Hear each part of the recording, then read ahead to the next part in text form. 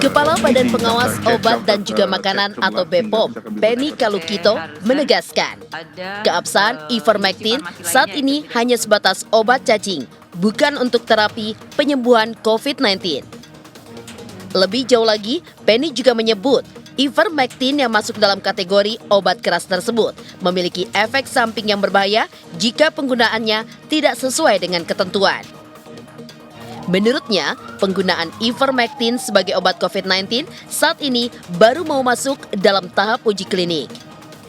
Upaya dari Badan POM bersama dengan Kementerian Kesehatan untuk meluluskan pelaksanaan uji klinik ini juga adalah untuk bisa memberikan akses pada masyarakat untuk penggunaan ivermectin ini untuk menghadapi infeksi COVID-19, namun dengan tata cara, ya tentunya dengan tata cara yang aman, ya sesuai dengan dosis yang sudah dianalisa bersama-sama dengan para expertnya. Ya. Yang menarik, pihak BPOM juga mengungkapkan ivermectin yang diproduksi oleh PT Harsen dibuat tidak sesuai dengan aturan ataupun ketentuan yang berlaku. Salah satunya adalah bahan baku yang digunakan untuk obat cacing tersebut merupakan bahan baku ilegal. Ini beberapa aspek yang tidak memenuhi ketentuan adalah pertama penggunaan bahan baku ivermectin dengan pemasukan yang tidak melalui jalur resmi, ya. Jadi kategorinya tentunya adalah tidak memenuhi ketentuan atau ilegal. Kemudian yang kedua adalah mendistribusikan obat Ivermax ini, Ivermax 12 tidak dalam kemasan siap edar. Saya kira itu adalah dus kemasan yang memang sudah disetujui ya di dalam pemberian izin edar, yaitu adalah ketentuan yang harus diikuti dengan kepatuhan. Kemudian yang ketiga, mendistribusikan obat Ivermax 12 ini tidak melalui jalur distribusi resmi. Pihak BPOM sebenarnya sudah melakukan pemanggilan terhadap PT Harsen. Namun sampai saat ini tidak ada hasil baik yang diberikan oleh perusahaan tersebut. Padahal tindakan yang dilakukan PT Harsen menurut Penny sangat berpotensi membahayakan masyarakat.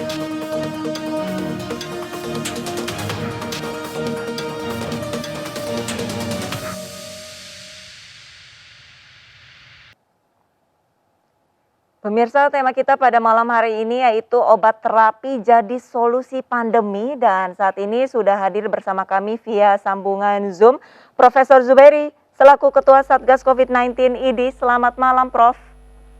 Selamat malam, Mbak. Apa kabar? Alhamdulillah sehat. Prof. Zubairi, bagaimana tanggapan ID mengenai penggunaan ivermectin yang menjadi obat COVID-19, Dok? Iya, itu kan bermula dari kabar simpang siur bahwa India berhasil menekan jumlah kasusnya ke minimal banget setelah memakai ivermectin. Ya. Yang pertama jawabannya adalah tidak benar, karena India sampai hari ini termasuk jumlah kasus mingguannya itu nomor 2 di dunia.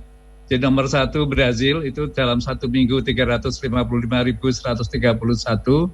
Nomor 2 India 312.165 orang dalam satu minggu. Yang ketiga Kolombia, yang keempat baru Indonesia. Jadi pertama tidak benar bahwa kasus di India sudah rendah banget, satu. Yang kedua, di India sendiri ivermectin sudah tidak dipakai lagi. Kemenkes India sudah mencoret ivermectin dari obat COVID-19. Itu yang pertama. Yang kedua, itu FDA Amerika memperingatkan jangan pakai ivermectin untuk pengobatan COVID-19. Itu Amerika. Kemudian WHO dan EMA itu European Medicine Agency itu juga sama. Jadi hanya boleh untuk uji klinik. Jadi posisinya di situ. Pertama, tidak benar bahwa India sudah rendah sekali. Yang kedua, waktu India dulu turun sebentar itu juga bukan karena ivermectin, namun karena lockdown. Sekarang tinggi banget. Iya.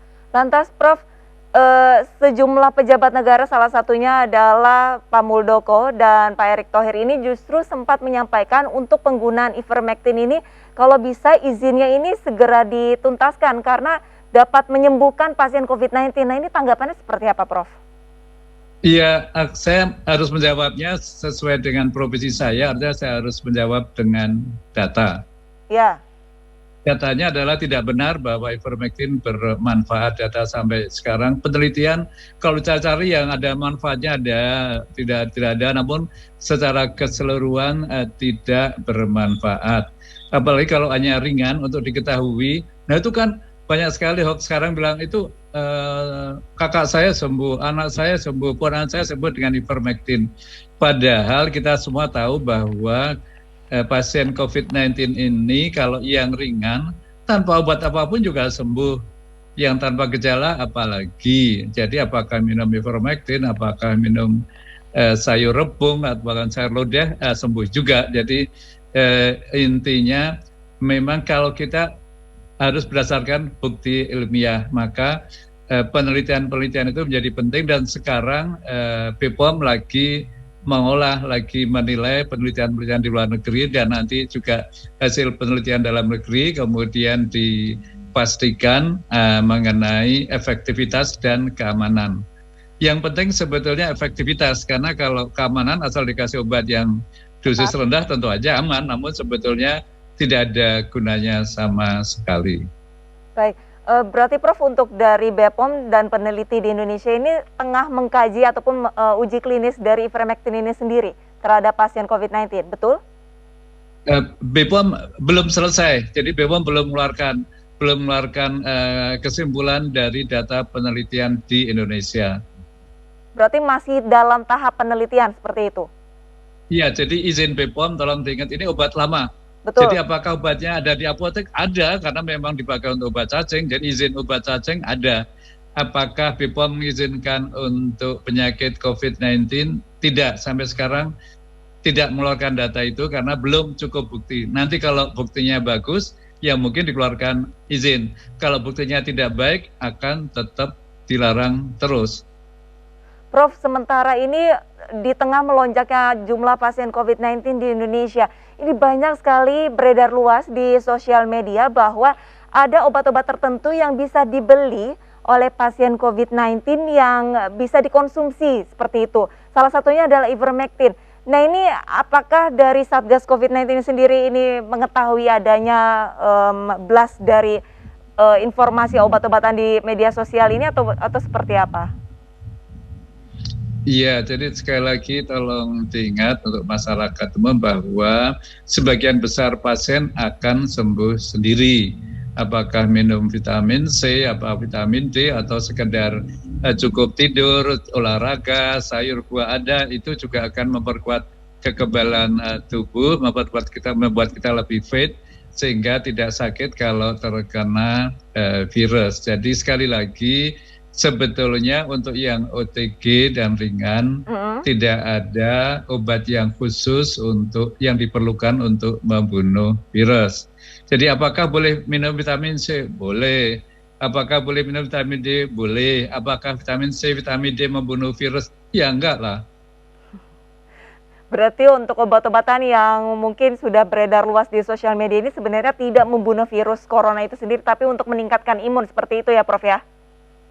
Iya, itu demikian. Nah, yang terbukti menolong, tetapi juga tidak membunuh virus ada dua obat. Satu adalah apa tuh Prof? heparin, obat anti pembekuan namanya heparin. Itu begitu pasien masuk kelompok sedang harus dirawat di rumah sakit atau kelompok berat, begitu masuk langsung diberikan heparin, obat anti pembekuan sebagai profilaksis. Itu lumayan menolong dan obatnya juga tidak mahal. Itu terbukti dimanapun di semua negara.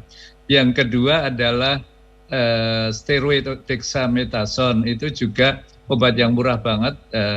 Itu juga terbukti menolong untuk pasien-pasien yang memerlukan oksigen. Jadi kalau tekanan oksigennya udah mulai turun, memerlukan oksigen, itu tambahan dexamethasone yang murah meriah untuk sekitar 10 hari itu terbukti menolong.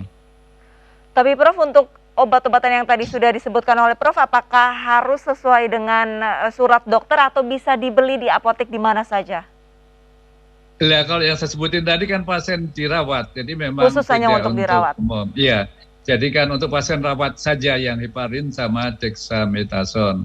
Kemudian ada lagi kalau obat khusus virus itu ada 2 yang disediakan pemerintah, yaitu remdesivir dan Avigan.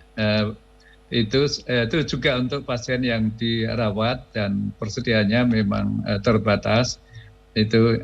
Dan juga yang penting sekali sekarang adalah oksigen. Jadi oksigen itu di mana-mana mulai berkurang stoknya, itu mohon diantisipasi karena amat sangat penting, nanti membuat pasien meninggal kalau perlu oksigen tidak diberi. Baik, Prof, sementara untuk yang pasien isoman nih Prof, kalau misalkan salah satu pasien ini mengalami batuk yang cukup parah ini, kira-kira apa yang harus dikonsumsi obatnya Prof? Jadi gini, isoman itu ada yang tanpa gejala, ada yang ringan, ada juga yang gejala lumayan, tetapi pasien merasa pokoknya aku di rumah aku bisa isoman. Ada juga udah pengen masuk rumah sakit tapi penuh sehingga harus rawat di rumah. Jadi ada berapa itu 4 kelompok itu. Nah itu semua pasien yang PCR-nya positif itu wajib ronsen. Jadi wajib ada juga Prof, tanpa ronsen dada. Jadi pasien tanpa gejala atau gejala amat ringan, apalagi kalau tadi disebutkan batuk sesek itu harus ronsen. Kalau ronsennya ada pneumonia, ada radang paru hasil ronsennya, maka memerlukan obat-obat yang wajib yang ada di luar, jadi harus lewat rumah sakit. Nah ini memang perlu pasien. Nah kalau penuh ya ke IGD, di IGD nanti minta diobati di situ, kemudian kalau memang IGD-nya penuh ya minta obatnya yang bisa dibawa pulang. Namun memang benar kalau ronsennya ada pneumonia itu perlu obat-obat tambahan. Berarti yang harus digarisbawahi oleh pasien isoman yang ada di rumah kalau misalkan menderita batuk ini jangan minum sembarang obat batuk seperti itu ya Prof ya. Kalau bisa di ronsen terlebih dahulu paru-parunya apakah ada pneumonia atau tidak agar bisa ditindaklanjuti seperti itu ya Prof ya. Iya benar. Lantas Prof, balik lagi kita ke ivermectin. Prof, tadi sempat disampaikan bahwa ivermectin ini merupakan obat cacing dan merupakan obat keras, butuh surat dokter juga seperti itu ya. Lantas ini banyak sekali Prof yang menyarankan pada saat awal gejala kita sudah mengetahui positif COVID-19 ini segera mengonsumsi ivermectin. Nah ini banyak sekali masyarakat yang tidak membaca ataupun yang literasinya agak kurang ini langsung saja minum. Nah ini ada efek sampingnya nggak sih Prof? Oh iya, ada efek sampingnya. Jadi kalau dosisnya dosis untuk obat cacing, dosis rendah, iya tidak ada efek sampingnya minimal, namun tidak ada efek untuk mengganggu virus. Jadi kalau untuk pengobatan efek sampingnya jauh lebih berat dan manfaatnya tidak jelas. Karena itu tidak boleh saat ini jelas sekali bahwa ivermectin bukan obat COVID-19. Tidak ada bukti yang mendukung itu dan di banyak negara sudah disimpulkan demikian. Di negara yang dulu pakainya banyak banget di India sekarang sudah dicabut. Baik, terima kasih banyak atas waktunya berbincang dengan Indonesia Bicara, Prof. Zubairi Jurban, Ketua Satgas COVID-19 ID. Semoga ini masyarakat ini literasinya lebih bertambah ya dan mengetahui bahwa ivermectin ini merupakan bukan obat COVID-19. Terima kasih banyak Prof, selamat malam. Selamat malam, terima kasih. Pemirsa, perbincangan kita pada malam hari ini dengan tema obat terapi jadi solusi pandemi masih akan berlanjut, tetaplah bersama kami.